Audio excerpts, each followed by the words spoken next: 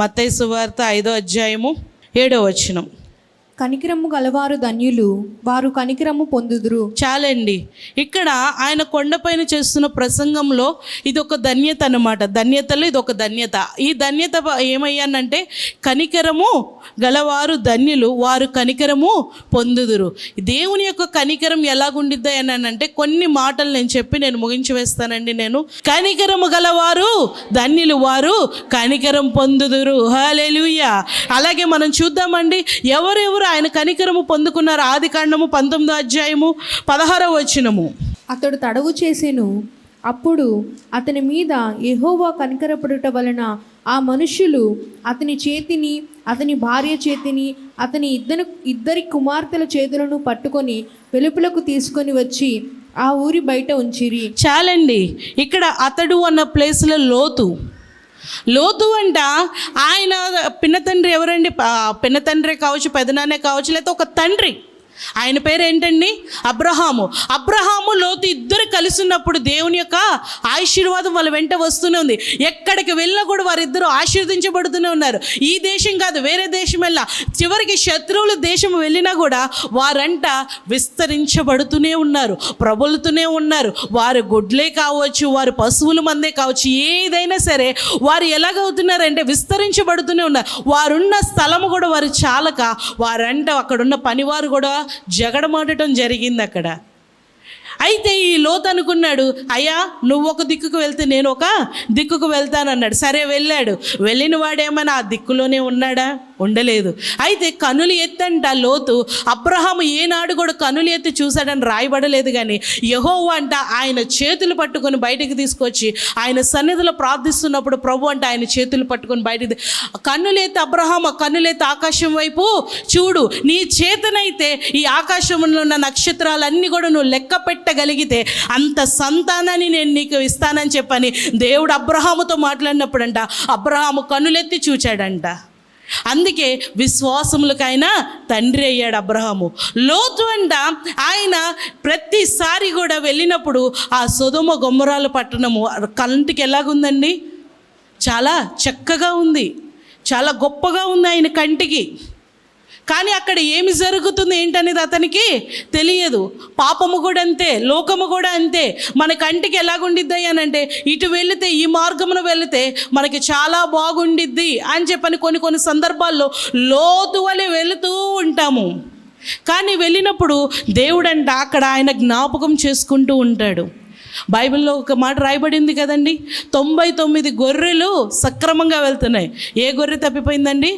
ఒక్క గొర్రె తప్పిపోయింది. ఆ గొర్రె కోసమంట ఆ కాపరి వెంటపడి వెళ్ళి వెతుకుతూ ఆ గొర్రెను పట్టుకొనంట ఆయన జాగ్రత్తగా ఏ ఊరిలోను ఏ ఉచ్చులోను ఎక్కడ కొని పడకుండా ఆ గొర్రెను కాపాడుకొని ఆయన తీసుకొచ్చుకున్నాడు. అందుకే 99 మంది నీతిమంతుల కన్నా ఒక పాపి విషయం ఆయన శ్రద్ధ చూపిస్తాడు. హల్లెలూయా.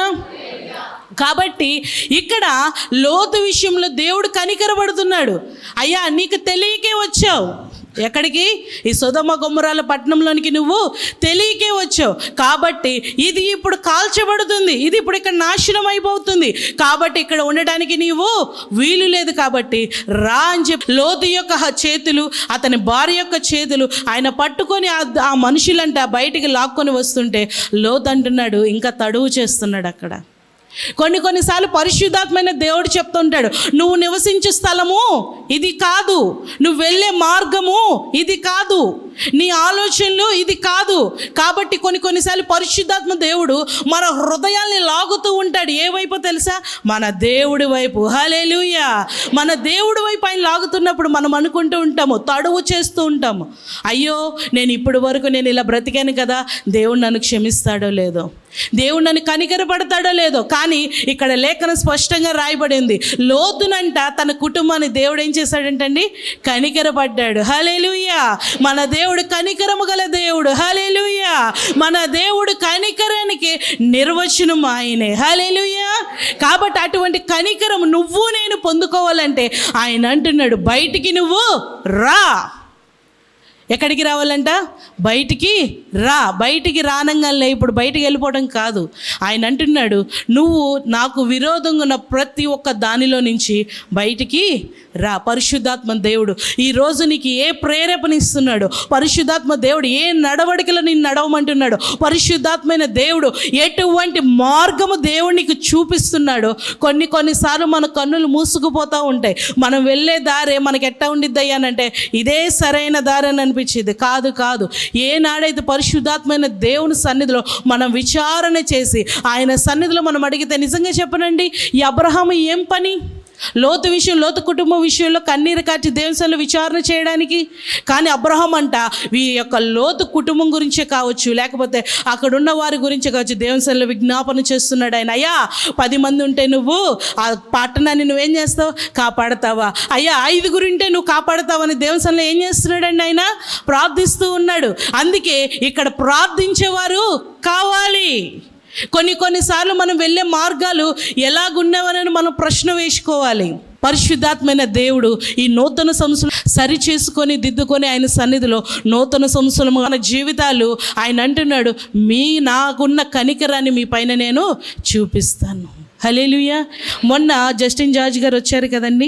నేను ఇక్కడే బ్లెస్సమ్మ పాట పాడుతున్నారు కదా యవనస్తులు, మళ్ళీ వారి దగ్గరికి వెళ్ళిద్దేమో అని చెప్పానని అమ్మాయిని పట్టుకోవడానికి నేను ఇక్కడికి వచ్చాను. ఇక్కడికి వచ్చినప్పుడు అందరికి ప్రేయర్ చేస్తూ వచ్చినప్పుడు ఆయన వెంటనే ఇక్కడ అందరికి ప్రేయర్ చేస్తే నా దగ్గరికి వచ్చి నా తలపైన చేయి వేసి ఆయన అంటున్నారు, నా మంచితనం అంతయు నీ ఎదుట నేను కనబరిచేదను, నా మంచితనం అంతయు నీ ఎదుట నేను కనబరిచేదను. 3 times ఆయన చెప్పి ఆయన అంటున్నాడు, భయపడకము. దేనికి భయపడకము, ఆయన మంచితనం అంతా కూడా నీ ఎదుట కనబడబోతుందని చెప్పని ఆయన చెప్పినప్పుడు నాకైతే చాలా సంతోషం అనిపించింది. హల్లెలూయా, హల్లెలూయా. ఆయన మంచితనం మన ఎళ్ళ కనబడితే మోషేని దేవుడు ఎలాగ నిలబెట్టాడు, మనల్ని కూడా అట్రీతిగానే దేవుడు నిలబెడతాడు. హల్లెలూయా. కాబట్టి ఆ రోజు అలాగ అన్నప్పుడు ఈరోజు పరిశుద్ధాత్మైన దేవుడు లోతుకు చెప్తున్నాడు, అయ్యా నా కనికరం నీ పైన ఉంది. లోతుని ఆయన ఏం చేశాడండి? కనికరించారు. ఇంకెవరు కనికరించారో చూద్దాం. అదే ఆదికాండ గ్రంథము 33వ అధ్యాయము 11వ వచనం. నేను నీ యొద్దకు తెచ్చిన కానుకను చిత్తగించి పుచ్చుకొనుము, దేవుడు నన్ను కనికరించెను మరియు నాకు కావలసిన అంత ఉన్నదని చెప్పి అతని బలవంతము చేసెను గనుక అతడు దాన్ని పుచ్చుకొని మనము వెళ్ళుదము, నేను నీకు ముందుగా సాగిపోదురని చెప్పగా అతడు నా ఎద్దునున్న పిల్లలు పసిపిల్లలనియు గొర్రెల మేకలు పశువులు పాలిచ్చినవి అనియు నా ప్రభువునకు తెలియను. ఒక్క దినమే వాటిని వడిగా తోలిన ఎడల ఈ మంద అంతయు చచ్చును. చాలండి. ఇక్కడ 11వ వచనంలో ఈయనంట తన బిడ్డల్ని తన భార్యల్ని ఇద్దరిని, ఆయన పేరు ఏంటండి? 2 భార్యలు గారు భర్త ఎవరి పేరేంటండి? యాకోబు. భలే చెప్పారు. ఆయన పేరేంటండి? యాకోబు. యాకోబు అనగా మోసగాడు. ఇక్కడ బైబిల్ గ్రంథంలో అక్కడ రాయబడింది ఆదికాండం 33వ అధ్యాయము. యాకోబు అంట తన అన్నని ఎదుర్కోబోతున్నాడు. తన 2 భార్యలనే కావచ్చు, తనకున్న దాసుల్నే కావచ్చు, తన పిల్లల అందరినీ కూడా ముందు పంపించేసి యాకోబు తన అన్నని ఎదుర్కొని ఆయన అంటున్నాడు, అయ్యా దేవుని యొక్క కనికరం నా పైన ఉంది. తన అన్న ఎక్కడ యాకోబును చంపవేస్తాడేమో, లేకపోతే ఒక యుద్ధము చేయడానికేమో ఇతను అనుకొని ఇతను భయపడుతున్నప్పుడు తన అన్న అలా రాలేదు, కానీ ఆయన సమాధానముతో వచ్చిన్నాడు. హల్లెలూయా. కాబట్టి ఆయన దేవుని సన్నిధిలో పెనుగులాడాడు. దాని ముందు ఆయన సన్నిధిలో పెనుగులాడాడు. కాబట్టి దేవుడు వారి శత్రువులను కూడా ఏం చేశాడండి? అక్కడ ఆయన మిత్రులుగా చేశాడు. హల్లెలూయా. యాకోబు పైన దేవుని యొక్క కనికరం వచ్చింది. యాకోబు పైన మొట్టమొదటిగా లోతు పైన ఆయన కనికరం వచ్చింది. తర్వాత యాకోబు పైన ఆయన కనికరం వచ్చింది. సరే, యాకోబు మోసగాడు కదా, ఇతను నేను ఎలా క్షమిస్తానని ఆయన అనుకోలేదు. కానీ యాకోబు దేవుని సన్నిధిలో అడిగి పశ్చాత్తాపం కలిగి ఆయన అడిగాడు, నీ పేరు ఏంటి అని చెప్పని ఆయన అడిగినప్పుడు నిర్మోమోటంగా ఆయన ఒప్పుకున్నాడు. అయ్యా నా పేరు యాకోబు. నేను నిర్మోమోటంగా ఆయన ఒప్పుకున్నాడు, నేను మోసగాడిని అన్నప్పుడు ఆయన అంటున్నాడు, ఇక నుంచి నువ్వు యాకోబు అనబడవు, కానీ నీ పేరు ఇశ్రాయేలుగా మార్చబడును. హల్లెలూయా. కాబట్టి ఈరోజు ఆయన కనికరము యాకోబు మీద పడటమే కాదు, కానీ ఆయన ఒక ఆశీర్వాదానికి కారకుడిగా దేవుడు నిలబెట్టాడు. ఈరోజు నీవు నేను ఒక ఆశీర్వాదకరంగా 2025లో మనందరి కుటుంబాలు మనము మార్చబడదుముగాక. హల్లెలూయా. ఇది సరి చేసుకునే ఉపవాస కూడికలు, మనం దిద్దుకునే ఉపవాస కూడికలు. ఆయన కనికరము మన అందరి మీద పడునుగాక. హల్లెలూయా. కాబట్టి ఆయన కనికరం పొందాలన్నా ఇక్కడ ఎలాగైతే లోతు విషయమై అబ్రహాము ఎలాగైతే విచారణ చేశాడో, అలాగే యాకోబు తన పాపములు, తన అవిధేయతలు, తన మోసతనాన్ని అంతా కూడా దేవుని సన్నిధిలో ఒప్పుకొని ఒక ఆశీర్వాదాన్ని పొందుకొని ఆయన వచ్చి ఉన్నాడు. కాబట్టి శత్రువులు ఒక యుద్ధము జరగవలసింది. ఏశావుకి ఎటువంటి ఆశీర్వాదం కూడా తన తండ్రి దగ్గర నుంచి లేదు. కానీ అలాగున్న స్థితిలో కూడా ఆయన ఏం చేశాడు అంటే ఏశావు యొక్క హృదయంలో సమాధానాన్ని కలగచేశాడు మన దేవుడు. హల్లెలూయా, హల్లెలూయా. ఈరోజు మనకి ఎటువంటి ఒక విధంగా చెప్పాలి అయ్యానంటే మన ఎదురు ఎన్నో ఉండవచ్చు. మన కంటి ఎదురు మనల్ని నిలువెల్ల మోసం చేసిన వారే ఉండవచ్చు. వారిపైన మనం కనికరం చూపిస్తే దేవుడు అంటున్నాడు, రెండింతలమైన కనికరం మీ పైన పడిద్ది. హల్లెలూయా. మీ పైన చెడ్డ మాటలు పలికిన వారే మీ ఎదురుండవచ్చు, లేకపోతే మీ ప్రక్కనే నడుచుకుంటూ వెళ్ళవచ్చు. కానీ వారిని మనం కనికరిస్తే దేవుని కనికరము రెండింతలు మన మీద పడిద్ది. హల్లెలూయా. మీరందరూ అనుకోవచ్చు, ఒకరి ఏళ్ళ ఒకరు ప్రార్థన చేస్తే మాకేం కలిగిద్దే అనని. కానీ మీకు తెలియంది ఒకటే, కానీ దేవుని యొక్క కృప ఏంటో తెలుసండి. మన నిమిత్తం ప్రార్థిస్తే ఒకంతు పడిద్ది. అరే మన పక్కనే వారి యొక్క భారాన్ని, వారి యొక్క సమస్యల్ని, వారి యొక్క పడుతున్న వేదన్ని, శోధనని మనం పంచుకొని ఏక మనసుతో మనం ప్రార్థిస్తానంట, వారి పైన పడే కృప కంటే మన పైన రెండింతలు పడిద్ది. హల్లెలూయా. ఎందుకో తెలుసా, మనం ఎప్పుడైతే ఏక మనసుతో వారితో ఏం చేస్తున్నాం, మనము ఏకం కలిగి మనం ప్రార్థిస్తున్నాం, ఐక్యత కలిగి ప్రార్థిస్తున్నాం. అయితే ఇక్కడ యాకోబు పైన ఆయన అలాగే, అయ్యా నా అన్న ఏదైనా చేయని నేను క్షమిస్తాను, నేను మరణమైనా సరే పర్వాలేదు, కానీ నేను నా అన్నను వెళ్ళి హత్తుకోవాలని యాకోబు అనుకున్నాడు. కానీ దేవుడు అక్కడ ఏది లేకుండా దేవుడు సమాధానాన్ని కలగచేశాడు. హల్లెలూయా. కనికరం ద్వారా పొందుకునే రెండో ఆశీర్వాదం ఏంటో తెలుసా, సమాధానము. హల్లెలూయా. మొట్టమొదటిగా రక్షించబడతాం, రెండోది సమాధానం కలుగుతుంది. హల్లెలూయా. అలాగే ఇంకో వ్యక్తి కూడా చూద్దామండి. ఆదికాండం 39వ అధ్యాయము 21వ వచనం. అయితే యెహోవా యోసేపునకు తోడైయుండి అతని యందు కనికరపడి అతని మీద ఆ చెరసాల యొక్క అధిపతికి కటాక్షము కలుగునట్లు చేసెను. చాలండి, ఇక్కడ నేను త్వరగా వెళ్ళిపోతున్నాను. ఈ 39వ అధ్యాయం మొత్తం మీరు చదువుకుంటే అర్థమైంది. అక్కడ ఒక యవనస్తుడు కనబడుతున్నాడు, అతని పేరే యోసేపు. ఈ యోసేపు చాలా పవిత్రంగా ఉన్నాడు. తన తండ్రి బాల్యము నుంచి ఆ వ్యక్తిని ఎలా పెంచాడంట, ఒక ప్రత్యేకంగా పెంచాడు. ఈ బాలుణ్ణి, ఈ యవనస్తుని ప్రత్యేకంగా పెంచితే తన అన్నల ద్వారాగా మనం అంతా కూడా మనకు తెలుసు, గోతిలో వేయబడ్డాడు, అమ్మి వేయబడ్డాడు, చివరికి తన యొక్క చెరసాలలో కూడా అతను వేయబడ్డాడు. అతను ఈ పాపము చేయకుండానే పాపము చేశాడని నింద వేయించుకొని ఆ చెరసాల్లో ఉన్నప్పుడంట, ఆ చెరసాల్లో ఉన్న నాయకుడికి కూడా ఏమైందంటండి, ఆ అధిపతికి కూడా కనికరము కలిగింది. హల్లెలూయా, హల్లెలూయా. ఎలా కలిగింది? ఆ యోసేపు అంట ప్రతి నిత్యం కూడా యెహోవా యందు భయభక్తులు కలిగి ఉన్నాడు. యెహోవా యందు భయభక్తులు కలిగి ఉన్నాడు కాబట్టి, అమ్మో నేను ఈ తప్పు చేస్తే ఎవరు చూస్తున్నారు, నన్ను నా దేవుడు చూస్తున్నాడు. ఈ తప్పు మాట నేను మాట్లాడితే నా దేవునికి విరోధంగా ఉంటుందేమో, ఈ తప్పు నడక నేను నడిస్తే నా దేవునికి నేను అవిధేయతకరంగా ఉంటానేమో, నా దేవుడు నన్ను ఏమి చేస్తాడన్న నిత్యము కూడా అంట అడుగడుగున కూడా ఒక భయముతో ఆయన బ్రతుకుతూ వచ్చాడు. కాబట్టి యెహోవా యొక్క కనికరం అతని పైన ఉంది, చెరసాల్లో యొక్క అధిపతి కనికరం కూడా అతని పైన ఉన్నది. హల్లెలూయా, హల్లెలూయా. యోసేపు భయభక్తులు కలిగి ఉన్నాడు. ఈయన అంటున్నాడు ఇక్కడ కనికరము. తన యొక్క శోధనలో ఉన్నాడు ఆయన సంతోషంలో ఉన్నాడంటే, చెరసాల్లో ఉన్నాడంటే. ఒకసారి జైలుకి వెళ్ళి అడగండి వాళ్ళు, మీరు సంతోషంగా ఉన్నారనని. వారు చెప్తారు, అయ్యా ఇక్కడ పడుతున్న బాధలు, కష్టము, సుఖము అన్నీ కూడా వారు చెప్తారు. చెరసాల్లో ఉండమంటే మనము సంతోషంలో ఉన్నప్పుడు కాదు, శోధనలో ఉన్నప్పుడు, మన వేదనలో ఉన్నప్పుడు. యోసేపు భయంకరమైన వేదన, ఒక పక్కన తన యొక్క కుటుంబానికి తన అన్నలు చేసిన ద్రోహము అన్నీ కూడా ఒక నమ్మకంగా ఉన్నాడు పోతిఫర్ యొక్క ఇంటిలో. కానీ చెయ్యని నేరము కూడా అతని పైన వేసినా కూడా ఆయనంట యెహోవా యందు భయభక్తుల్ని విడిచిపెట్టలేదంట. విడిచిపెట్టకుండా ఆయన అలా అంటి పెట్టుకుని ఉన్నాడు. కాబట్టి ఆయన యొక్క దేవుని యొక్క కనికరము అతని పైన పడుతూ ఉంది. హల్లెలూయా. కాబట్టి మన శోధనలో మనం ఉన్న, మన వేదనలో ఉన్న, బహుమైన ఒక కఠినమైన మార్గంలో మనం వెళుతున్నా కూడా ఆయన యొక్క కనికరం మన పైన పడాలంటే నిత్యము కూడా యోబు వలె మనం ఒక మాట మాట్లాడాలి. ఏంటో తెలుసా, యెహోవాయే ఇచ్చెను, యెహోవాయే పుచ్చుకొనెను. ఇక్కడ యోసేపు అటు రీతిగా ఉన్నాడేమో, బహుశా ఉన్నాడేమో కాదు, ఉన్నాడు ఆయన. అలాగే ఉన్నాడు. నమ్మాడు కాబట్టి ఆయన్ని దేవుడు హెచ్చిస్తూ హెచ్చిస్తూ హెచ్చిస్తూ రాజు తర్వాత రాజుగా దేవుడు చేశాడు. హల్లెలూయా. కాబట్టి మనకు కలుగుతున్న ఈ శ్రమలు శోధనలు ఏదైనా సరే మనము దేవుని యందు భయభక్తులు కలిగి ఉంటే యోసేపు పైన పడిన కనికరము మనందరి మీద పడునుగాక. ఈ 2024 సంవత్సరంలో నీ కన్నీరు ఏదైనా అయి ఉండవచ్చు, నీ వేదన ఏదై ఉండవచ్చు, లేకపోతే నువ్వు ఎటువంటి శోధనలు గుండా ఎటువంటి శ్రమల గుండా వేదనల గుండా నువ్వు వెళ్ళి ఉండవచ్చు. యోసేపు వలె ఆయన అంటున్నాడు, నువ్వు ఎవరి చేత వేధించబడుతున్నావో, నువ్వెవరి చేత శోధించబడుతున్నావో వారికి కూడా నీ పైన కనికరం పుట్టించేలాగా దేవుడు చేస్తాడు. హల్లెలూయా, హల్లెలూయా. విశ్వాసంతో నమ్మిన వారు గట్టిగా హల్లెలూయా చెప్దాం. హల్లెలూయా. ఎందుకో చెప్పను, ఒక్క మాట నేను చెప్తాను వినండి. ఇక్కడ యాకోబును మనం జ్ఞాపకం చేసుకున్నాం. అలాగే యోసేపు కూడా ఆయన ఉన్న స్థలం ఎటువంటి స్థలం అయ్యానంటే ఆయన ఎటువంటి నేరము చేయలా. ఆయన చెరసాల్లో వేసి ఉన్నా కూడా ఆయన అంటున్నాడు తన యొక్క పక్కనున్న వారిని ఆయన దూషించలా.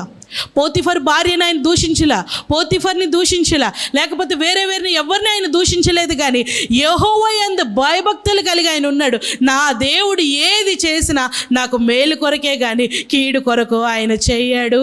హల్లెలూయా. ఇక్కడ యోసేపు అది నమ్మాడు కాబట్టి దేవుని యొక్క కనికరముతో పాటు అక్కడున్న అధిపతి యొక్క కనికరము కూడా అతని పైన పడి ఉన్నది. కాబట్టి అటువంటి కనికరం నీ పైన నా పైన పడాలి అయ్యానంటే మనం ఏం చేయాలంటే ఎదుటి వారిని మనము క్షమించాలి. మనకి శోధనలు కలుగు చేసేవారిని మనం క్షమించాలి, వారిని ప్రేమించాలి. మనల్ని దూషిస్తున్నారని బదులు మనము దూషించకూడదు. మన పైన నిందలు వేస్తున్నారు కదా అని వారిపైన మనం నిందలు వేయకూడదు. ప్రభువు కూడా అంటూ ఉంటారు, ఏమన్నా తెలుసా, నువ్వు కనికరం చూపిస్తే తిరిగి కనికరమే వస్తుంది, నువ్వు ప్రేమ చూపిస్తే ప్రేమే తిరిగి వస్తుంది. ఎందుకో చెప్పిన మొన్న ఈ మధ్యన ఎవరో ఒక మాట రాసుకున్నారండి. మేము మొన్న విజయవాడ వెళ్తుంటే ఆటో పైన ఏమని రాశారంటే, మామూలుగా ఎవరో క్రైస్తవులే, సహోదరుడా నువ్వు దేవుని ప్రేమ చూపిస్తే ఒకానొక సమయము ఆ వ్యక్తే నీ పైన దేవుని ప్రేమ చూపిస్తాడని అక్కడ రాయబడి ఉంది. నాకు వెంటనే నాకు తట్టింది, నిజమే కదా.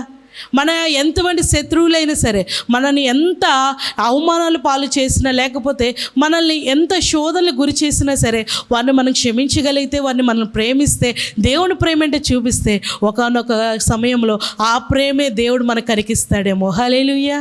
కాబట్టి ఈరోజు ఆయన అంటున్నాడు ఇక్కడ, యోసేపుకి కనికరం ఆయన చూపించాడు యోసేపు మీద. అటువంటి కనికరం మనందరి మీద పడునుగాక. హల్లెలూయా. అలాగే చెప్పుకుంటూ వెళ్తే లూకా రాసిన సువార్తలు 1వ అధ్యాయం 58వ వచనంలో ఇక్కడ ఒక ఆమె కనిపిస్తుంది. ఆమె బహు వృద్ధురాలైపోయింది. ఆమె గర్భసంచి కూడా బహుశా ఉడికిపోయి ఉండింది. ఆమె పేరే ఎలిజబెత్. క్రిస్మస్ టైంలో మనం ఇటువంటి స్కిట్లే కావచ్చు, నాటికలే కావచ్చు, అన్నీ చూస్తూ ఉంటాం. కానీ అక్కడంటే జకరియా వెళ్ళి అక్కడ మందసంలో ఆయన వంతు వచ్చినప్పుడు వెళ్ళి మందసంకి ఆయన అక్కడ ధూపం వేసేటప్పుడు దేవుని యొక్క స్వరం ఆయనకి వినబడుతుంది. జకరియా ఎలిజబెత్ యెహోవా యందు ఎంతో భయభక్తులు కలిగి ఉన్నారు, ఎంతో యథార్థముగా వారు నడుచుకున్నారు. కాబట్టి వారి పైన దేవుని యొక్క కనికరము పడి వారి అవమానాన్ని దేవుడు తొలగించి వేశాడు. హల్లెలూయా. ఈరోజు నీ అవమానం నా అవమానం తొలగించబడాలి అయ్యానంటే ఆయన యొక్క కనికరం మనందరి మీద పడునుగాక. హల్లెలూయా. కాబట్టి నువ్వు పడుతున్న ఏదైనా సరే, ఏదైనా శ్రమ, శోధన, నింద, అవమానం ఏదైనా సరే పడుతున్నాము అని అంటే అది దేవుడి పైన వేసి, ఎలిజబెత్ అమ్మ అలాగే జకరియా గారు కూడా అలాగే వేసున్నట్టున్నారు దేవుని పైన. అందుకే ఒక్కొక్క సమయంలో దేవుడు వారిని కనికరించి వారికి ఒక మగబిడ్డని దేవుడు దయచేసి ఉన్నాడు. హల్లెలూయా. ఇక్కడ ఎలిజబెత్ అమ్మ మాత్రం అలా వృద్ధాప్యం వరకు ఉన్నా కూడా దేవుని యొక్క కనికరం ఆమె మీద పడింది. యోహాను ఒక రోషం గల ప్రవక్తని, ఒక మాటలో చెప్పాలంటే ఒక ప్రవక్తని దేవుడు ఆమెకి ఇచ్చి ఉన్నాడు. హల్లెలూయా. అటువంటిలో నుంచి, మనలో నుంచి ఒక స్వభావం, ఒక అవమానకరమైనదే కావచ్చు, ఎటువంటిది ఏదైనా సరే ఒక బాధాకరమైన స్వభావాలు మనలో ఉంటే ఆయన అంటున్నాడు, ఎందుకంటే బాధ పెట్టేవారు అనేకులు ఉండుంటారు, కానీ ఆ బాధను మనం ఎలా మలుచుకోవాలయ్యానంటే దేవుని సన్నిధిలో ఎదగటానికి దాన్ని ఒక నిందగా మనం మలుచుకోవాలి, ఒక సాధనంగా దాన్ని మనము మలుచుకోవాలి. అయితే అలాగా వారు మలుచుకున్నారు. హన్నానే కావచ్చు, లేకపోతే ఎలిజబెత్ అమ్మాయి కావచ్చు, ఇంకా మనం లేఖనాలు మనం చదువుకుంటూ పోతే గనురాలైన షునేమురాలే కావచ్చు, అనేకులు కూడా వారు ఎంతో అవమానాలు పాలు అయ్యారు. ఈరోజు నువ్వు పడుతున్న, నేను పడుతున్న అవమానము ఏదైనా కావచ్చు, క్రీస్తు నిమిత్తము మనం దూషించబడుతున్నామా, హింసించబడుతున్నామా ఆయన కనికరం మనందరి మీద వచ్చునుగాక. ఎలాగైతే ఎలిజబెత్తమ్మ మీద ఆయన కనికరం వచ్చి ఒక ప్రవక్త బయటకు వచ్చి ఉన్నాడు, అలాగే మనందరం కూడా అటువంటి ఆశీర్వాదం పొందుకుందుము గాక. హల్లెలూయా, హల్లెలూయా. ఆ అవమానాలు మనకి ఆశీర్వాదమే కానీ ఆ అవమానాలు ఎప్పుడు కూడా మనకి కీడుకి కావు. హల్లెలూయా. మీరందరూ స్కిట్లో లాస్ట్కి చూసే ఉంటారుగా, బుడ్డ సమయాలను పట్టుకొని వచ్చాను, తర్వాత 1 year తర్వాత ఏ సమయాలను పట్టుకొని వచ్చాను, 5 సంవత్సరాల సమయాలను పట్టుకొచ్చాను, తర్వాత 25 సంవత్సరాల సమయాలు వచ్చాడు. అంటే మన ఆశీర్వాదం ఎలా ఇద్దానంటే ఒక్కసారితో ఆగిపోదు, కానీ ఆయన కనికరము పడితే తరతరాలు మనం ఆశీర్వదించబడుతూనే ఉంటాం. హల్లెలూయా. కాబట్టి ఈ ఎలిజబెత్తమ్మకు అటువంటి కనికరం దేవుడు అనుగ్రహించాడు. కాబట్టి అటువంటి కనికరం మీరు నేను అందరం పొందుకుందాము గాక. హల్లెలూయా.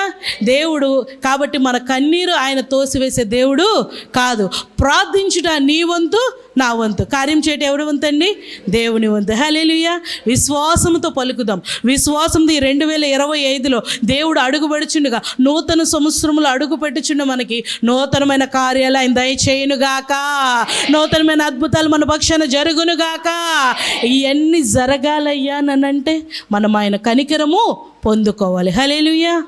కాబట్టి ఆయన కనికరం పొందుకోవాలంటే ఆయన సన్నిధిలో మనం సరి చేసుకోవాలి, మనం దిద్దుకోవాలి, మన పాత్రలు మనం నిత్యము కూడా శుభ్రం చేసుకుంటూ ఉండాలి. ఆయన సన్నిధిలో వాక్యంతోనే కావచ్చు, పరిశుద్ధాత్మతోనే కావచ్చు, అలాగే కూడికిలో జరుగుతున్న ఆత్మ ఆరాధనలోనే కావచ్చు, ఆయనని మనం ఆహ్వానిస్తే ప్రతి నిత్యము కూడా మనం శుద్ధిపరుచుకుంటూనే ఉంటాము. ఒకరొచ్చి మనల్ని శుద్ధి చేయరండి, ఒకరొచ్చి మనల్ని శుద్ధి చేయరు, కానీ మనమే శుద్ధి చేసుకుంటూ ఉండాలి. ఆ ఉంటే అంటే పరిశుద్ధాత్మ దేవుడు ఆయన అంటున్నాడు, అయ్యా ఒక మాట కూడా యేసన్న గారు ఒక పాటలో చెప్తూ ఉంటారు, నీలో నేను నాలో నీవు కలిసి ఉండాలయ్యా, మనం కలిసి ఉండాలయ్యా. ఆయన ఊరికే రాయలేదండి, ఆయన అనుభవపూర్వకంగానే రాశాడు. తన అవమానాలన్నీ యేసన్న గారికి కూడా ఆయన ఒక మనిషే. ఎలాగైతే ఎలిజబెత్తమ్మ అవమానం దేవుడు తొలగించి వేసి ఒక గనురాలుగా దేవుడు నిలబెట్టాడు, ఒక ఘనమైన స్థితిలో నిన్ను నన్ను దేవుడు నిలబెట్టును గాక. హల్లెలూయా. అలాగే మనం చెప్పుకుంటూ పోతే 1 తిమోతి రాసిన పత్రిక 1వ అధ్యాయం 13-16 వచనంలో దేవుడు అంటే ఇక్కడ పౌలును కూడా జ్ఞాపకం చేసుకున్నాడు, పౌలు మీద కూడా ఆయన కనికరము చూపించాడు. అలాగే మనం చెప్పుకుంటూ పోతే 1 పేతురు రాసిన పత్రిక 2వ అధ్యాయం 10వ వచనం ఆయన చివరికంట మనల్ని కూడా కనికరించాడండి. హల్లెలూయా. ఎందుకో తెలుసా, ఆయన సిలువలో బలియాగం అయిపోయేటప్పుడు నాలాంటి నీలాంటి మనుషులే ఆయన దూషించారు, ఆయన అవమానపరిచారు, ఆయన యొక్క పవిత్రమైన రక్తం ఆయన చిందించబడుతున్నా కూడా, ఆయన ఇంకా దూషిస్తున్నా కూడా ఆయన కనికరంతో మన పైన చూసి, మన వైపు చూసి ఆయన అంటున్నాడు, వీరు ఏమి చేస్తున్నారో వీరు ఎరుగరు. ఈరోజు దేవునికి అవిధేయకరంగా మనం ఎటువంటి కార్యాలైనా ఈ సంవత్సరం అంత కాలము కూడా చేసి ఉన్నామేమో. దేవుడికి ఇష్టమైన కార్యాలే కాదండి మనం చేసేది. కొన్నిసార్లు మనకు తెలియకుండా దేవునికి అవిధేయకరమైన మార్గాలు, దేవునికి అవిధేయకరమైన కార్యాలు మనం చేసి ఉన్నామేమో. ఆయన అంటున్నాడు, నేను మిమ్మల్ని కూడా కనికరిస్తాను, ఆ విలువైన రక్షణ నేను కూడా మీకు అనుగ్రహిస్తాను. హల్లెలూయా. చివరికి ఒక వ్యక్తి ఉన్నాడు మార్కు సువార్తలో, అక్కడ 1వ అధ్యాయం 41వ వచనంలో ఆయన అంటున్నాడు, అక్కడ ఒక కుష్ఠరోగి వచ్చి మోకాళ్ళుని అంటున్నాడు, దావీదు కుమారుడా నువ్వు నన్ను కనికరించువా, నీ కృప చూపు, నీ యొక్క ఇష్టమైతే నీవు నన్ను శుద్ధినిగా చేయని చెప్పని ఆయన ప్రార్థిస్తున్నప్పుడు ప్రభు ఏమంటారో తెలుసా అండి, వెంటనే ఆయన చేసిన ప్రార్థనకి వెంటనే కనికరపడి నువ్వు శుద్ధుడివి కావుట నాకు ఇష్టమే. ఈరోజు నువ్వు నేను అందరము కూడా మనం ఆయన సన్నిధిలో, ప్రభువా నన్ను శుద్ధినిగా చేయవా, నీ సన్నిధిలో నేను పశ్చాత్తాపం కలిగి అడుగుతున్నానయ్యా, కన్నీటితో నీ పాదాలు పట్టుకుంటున్నా, నా పాత్రని నువ్వు శుద్ధి చేయవా, నా ఆత్మని శుద్ధి చేయవా. ఎందుకో తెలుసా, నీ కనికరం నేను పొందుకోవాలయ్యా, నా బిడ్డల పైన ఉండాలి, నా కుటుంబం పైన ఉండాలి. ఇటువంటి కనికరం మనందరం పొందుదుముగాక.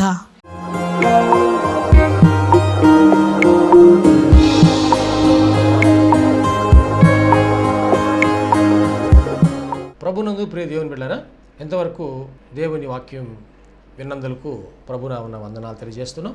మనం అందరం ప్రార్థనలో ఏకీపిద్దాం. తలలు వంచి కనులు మూసుకొని ప్రార్థనలో ఏకీపిద్దామండి. ప్రార్థించుకుందాం. మహోన్నతుడైన దేవ, పరిశుద్ధుడైన మా ప్రభువా, నీ పరిశుద్ధమైన పాదములకు వందనాలు. ఇదిగో నాయనా, ఈ వాక్యము ద్వారా మాతో మీరు మాట్లాడినందుకు వందనాలు ప్రభువా.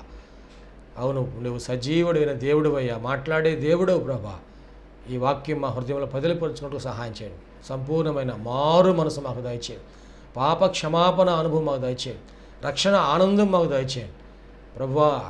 ఈ అనారోగ్యములు, బలహీనతలు, సమస్యలు, శోధనలు, సైతాను ఆటంకాలు అన్నీ కూడా యేసుక్రీస్తు నామములో తొలగించండి నాయన. పరిశుద్ధాత్మ దేవ మీ కార్యం జరిగించండి అయ్యా. మీరు మాకు తోడుగా ఉండి దీవించండి. మమ్మల్ని, మా కుటుంబం జ్ఞాపకం చేసుకోండి. మా బిడ్డలు మీరు ఆశీర్వదించండి ప్రభువా. మా కుటుంబంలో రక్షణ ఆనందం సంపూర్ణంగా దయచేయండి. ఎటువంటి అవసరాలని మీకు తెలిసినైనా ప్రతి అవసరతలో కూడా మాకు సహాయం దయచేయండి. అన్ని విషయాలు కూడా మీరు దీవించండి. ఈ టీవీ ప్రోగ్రాం చూసిన ప్రతి ఒక్కరిని పేరు పేరు వరుసన మీరు దీవించి రక్షించి మీరు అక్కడ కొరకు సిద్ధపరచండి.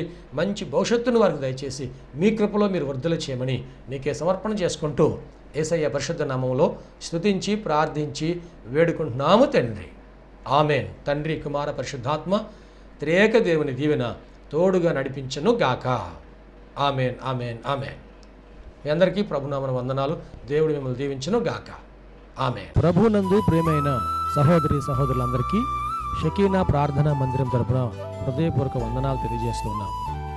దేవుని కృప వలన 2012వ సంవత్సరంలో 350 గజముల స్థలంలో ఈ మందిరం నిర్మించుకోవడానికి ప్రభు కృపించారు. 2016వ సంవత్సరంలో నూతన స్థలం 180 గజముల స్థలం తీసుకోవడానికి ప్రభు సహాయం చేశారు. ఈ సమయంలో ఈ స్థలం అంతటిలో కూడాను మందిరం నిర్మించుకోవడానికి ప్రభు ఏర్పాటు చేసి ఉన్నారు కనుక ఈ మందిర నిర్మాణం, పాత మందిరం తీసివేసి నూతన మందిర నిర్మాణం కార్యక్రమం ప్రారంభించబడింది. దయచేసి ఈ మందిర నిర్మాణం కొరకు మీరు అందరూ ప్రార్థన చేయాలని, ప్రేరేపించబడిన వారందరూ కూడాను ఈ మందిర నిర్మాణంలో 106 అడుగుల పొడవు, 45 అడుగుల వెడల్పు కలిగిన ఈ స్థలం అంతటిలో మందిర నిర్మాణం స్లాబ్ వేయటం జరుగుతుంది కనుక దయచేసి ప్రేరేపించబడిన వారందరూ కూడా మీ ఆర్థిక సహాయ సహకారాలు అందించి ప్రార్థించి మీరు దీవించబడాలని ప్రభునామన మనవి చేస్తున్నాం. ఈ స్క్రీన్ మీద చూపించబడుతున్న నంబర్కు మీరు ఫోన్పే కానీ, గూగుల్ పే కానీ, లేక మా అకౌంట్ నంబర్కి మీరు కానుక పంపించి సహాయం చేయాల్సిందిగా కోరుతున్నాం. లేక మీరు ప్రత్యక్షంగా వచ్చి ఈ మందిర నిర్మాణ కార్యక్రమాన్ని చూసి మీరు కానుక అందించి దీవించబడాలని ప్రభునామన మనం చేస్తాం. ప్రభు మనందరికీ తోడుగా ఉండి ఆశీర్వదించును గాక. ఆమె. షకీనా ప్రార్థనా మందిరము దేవుని యొక్క దర్శనంలో దేవుని కృప వలన 2012వ సంవత్సరము మే నెల 1వ తారీఖున ప్రతిష్ఠ చేయటం జరిగింది. ఈ మందిరంలో దేవుని ఆరాధించుటకు విచ్చేసిన వారు ఆత్మరక్షణ, శరీర స్వస్థత, వారి జీవితంలో ఆశీర్వాదాలు పొందుకుంటూ ఉన్నారు. ఉపవాస ప్రార్థనలో అభిషేకించబడి దేవుని ఆత్మతో ఆరాధించుచున్నారు. అనేక మంది పరిశుద్ధాత్మతో నింపబడుచున్నారు. దురాత్మ బంధకములతో బంధించబడిన వారు సాతాను బంధకాల నుంచి విడిపించబడి ఆశీర్వాదం పొందుతూ ఉన్నారు. రక్షణ లేని వారు బాప్తిసం పొంది రక్షణ ఆనందాన్ని అనుభవిస్తూ ఉన్నారు. ఈ మందిరంలో చేయబడుచున్నటువంటి ఉపవాస ప్రార్థనలు, అభిషేక ఆరాధనలో అనేక మంది దీవించబడుతూ ఉన్నారు. ప్రియ స్నేహితులారా, మీరును సమస్యల్లో సతమతమవుతున్నారా? వ్యాధి బాధలతో పీడించబడుతున్నారా? నెమ్మది లేక బాధపడుతున్నారా? రండి, షకీనా ప్రార్థనా మందిరంలో ఆరాధనలో ఏకీభవించండి. ప్రభు మీకు సహాయం చేయగలరు. ప్రతి నెల 2వ శనివారము షకీనా ప్రార్థనా మందిరంలో సంపూర్ణ రాత్రి ఉపవాస ప్రార్థన ఏర్పాటు చేయబడింది.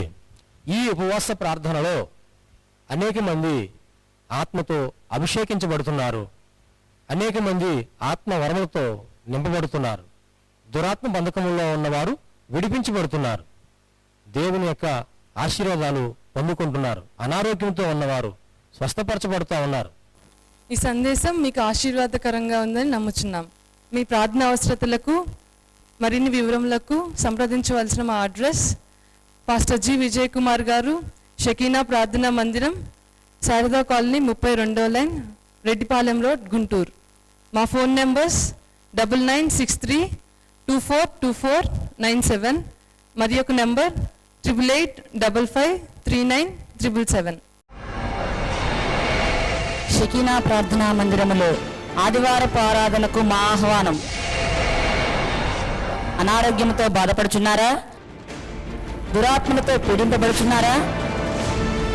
పాపపు అలవాట్లు మానలేకపోవచ్చున్నారా? కుటుంబ సమస్యలతో కృంగిపోవచ్చున్నారా? భవిష్యత్తు గురించి భయపడుచున్నారా? షకీనా ప్రార్థనా మందిరానికి ఇదే మా ఆహ్వానము. రక్షణానందం పొందడానికి, ఆరోగ్యము ఆశీర్వాదము పొందడానికి, పరిశుద్ధాత్మ అభిషేకం పొందడానికి, ప్రభువు రాత్రి వరకు సిద్ధపడట కొరకు ఆదివారం ఉదయం 7:30 గంటలకు షకీనా ప్రార్థనా మందిరంలో జరుగు ఆరాధనకు అందరికీ ప్రేమపూర్వక ఆహ్వానము.